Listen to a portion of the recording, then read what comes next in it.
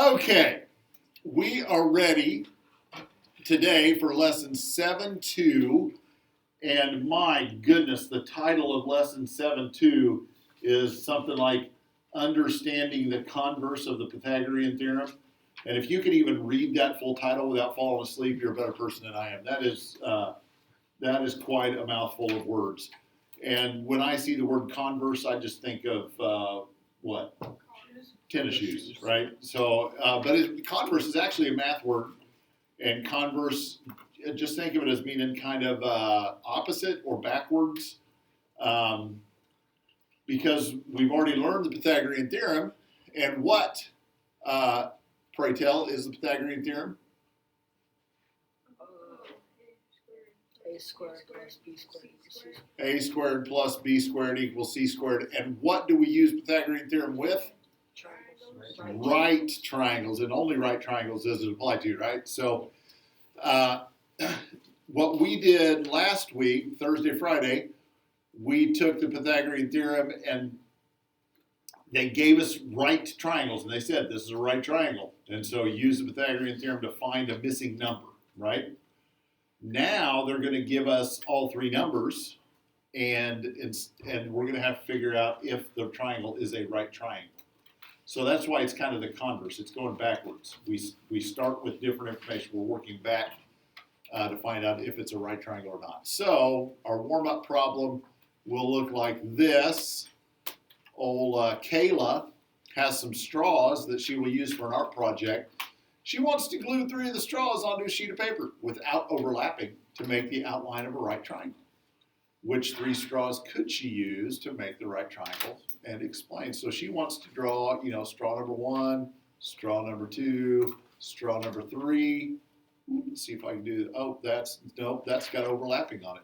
This is hard to do free-handed like this. Straw number 3, that's pretty good. All right. So she wants to do that, and we just need to fill in some measurements that will work, okay? We just got to make use of the Pythagorean theorem. A squared plus b squared equals c squared. Rudy's got his hand up already. What do you got, Rudy? 3, 4, and 5. 3, 4, and 5 will absolutely work. And by the way, guys, that is like the most basic right triangle that you can do is a 3, 4, 5. And we use that, and we can use multiples of that. So we could use like 6, 8, 10 would also work if we had those measurements, which we don't. Or if we say we multiplied them all by 5, so it would be 15, 20, 25. Those numbers would work. So a 3, 4, 5 triangle, that's always going to be a right triangle, okay?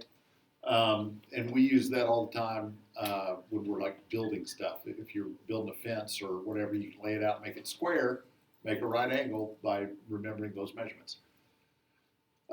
So anyway, back to the page here. 3 squared plus 4 squared equals 5 squared needs to be true if that's a right triangle. So 3 squared is 9, 4 squared is 16, and 5 squared is 25. And guess what 9 plus 16 is? 25. So that works. That checks. That means it is a right triangle. It has to be. It can't not be a right triangle if it's got those measurements. Okay? All right. Let's jump right into it. We're skipping the video in this lesson. I didn't like the video, so we're just going to skip it. They give some real mathy explanations about why this works and what we're doing. But really, if we already know the theorem and we know how it works, we can just jump into solving some problems. Okay, so a triangle has side lengths 4, 5, and 7. Is the triangle a right triangle? Well, all you have to do is plug those numbers into the theorem, into the formula, and see if they, whoops, did I put the 7 in the right place? I did not. Got ahead of myself there. So 4, 5, and 7. And 4 squared is 16, 5 squared is 25, and 7 squared is 49. So does 16 plus 25 equal 49? No, 16 plus 25 equals 41. So that would be like 41 equals 49. Oops, 49. So is a squared plus b squared equal to c squared? Nope. Is the triangle a right triangle?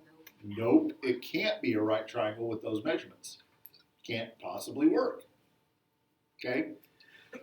So far, we okay? Is this feeling all right? Yes, sir. Yes. All right. Let's jump in, and these are some that, what are we up to now? About page 403 maybe? Yeah. Okay, 403. Let's start on page 401, right? So, or 402 rather, 402. Oh, 401, all right. So we are jumping in here to the examples that they work for us. And so they give us a triangle that's got these three sides, and then it says apply the converse of the Pythagorean theorem. So work the Pythagorean theorem to see if the triangle is a right triangle. So all you have to do is plug the numbers in. 7 squared plus 24 squared equals 25 squared. Well, 7 squared is 49, 24 squared is 576, and 25 squared is 625. So when you add these two together, you get 625 equals 625. That checks, that's true. That means that it is a right triangle. It has to be a right triangle, okay? That's what we're looking for. All we're doing is plugging the numbers into the formula and seeing if they work or not. If we have one like this, where the side lengths are 6 and 4.5 and 3.75, first of all, without a picture, how do I know which one goes in each place?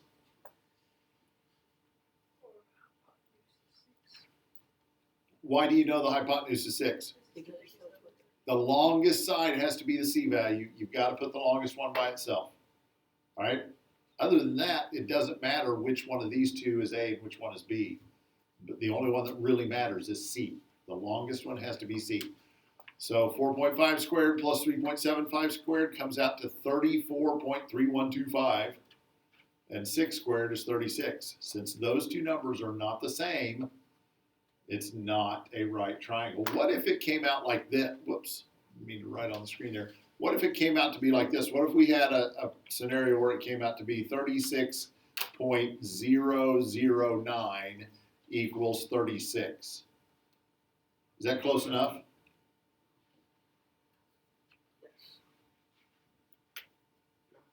No. They need to be exactly the same. Okay? They need to be exactly the same. If they're not exactly the same, we're going to go with no. All right? So, this one to me is interesting because it's got some funny symbols in it as part of our measurements. So if we just draw our right triangle, see if I can do this one more time. It's got some bumps in it, but that'll work. I need to know which one of these is the biggest number. But these have symbols. So if I'm not sure, what can I do? Use a calculator. I could just put it in 205 square root. What number does that come out to be? 42,025. Wait, what is it? 4.472. No. 205 Square root. square root. Oh, 14.3. 14.3, and it goes on from there. So 14.3. Your calculator must not have been cleared. So 14 something. So obviously it's Why did you even do that? okay. All right. So square root of 205 is going to be longer than the square root of 105, right? Yes. You agree? Okay. Yes. Square root of a bigger number is going to be bigger than the square root of a smaller number. So that's more than 10. So this one has to be our long side, square root of 205. And this one would be, the short side would be 10, because 10 squared is going to be 100. So the square root of 105 is a little bit more than 10. So this one would be 105 square root. So that's what our triangle would look like. And guys, don't let these symbols scare you. These symbols actually kind of make things easier.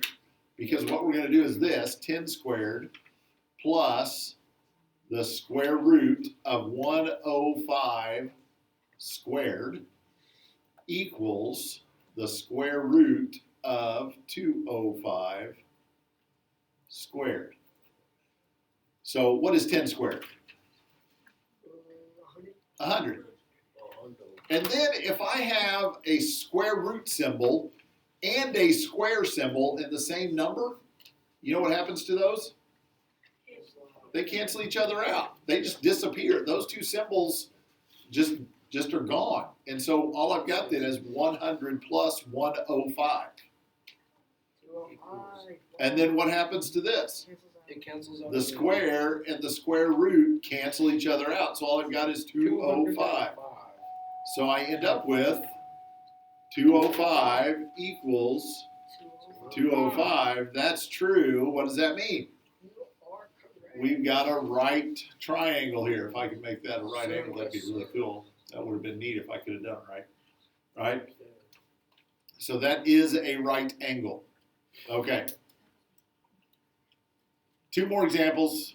Okay.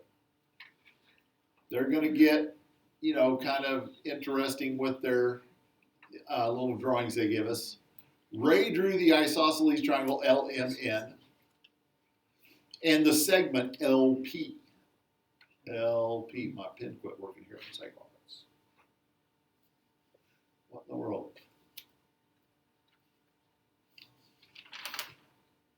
All right, LP.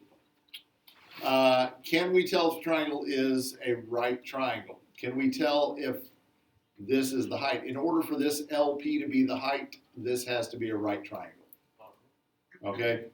And so we would do 1.3 squared plus 3.5 squared equals 3.7 squared. Do they have these numbers filled out for you already in the book?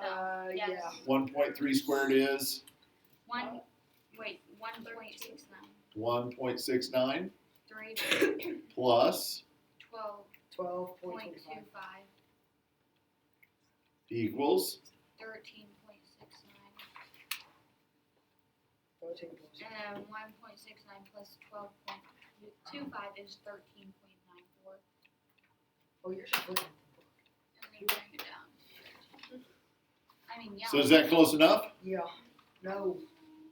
It's not close enough. It's not exactly the same. So this is not a right angle. This is false. That's not a right angle.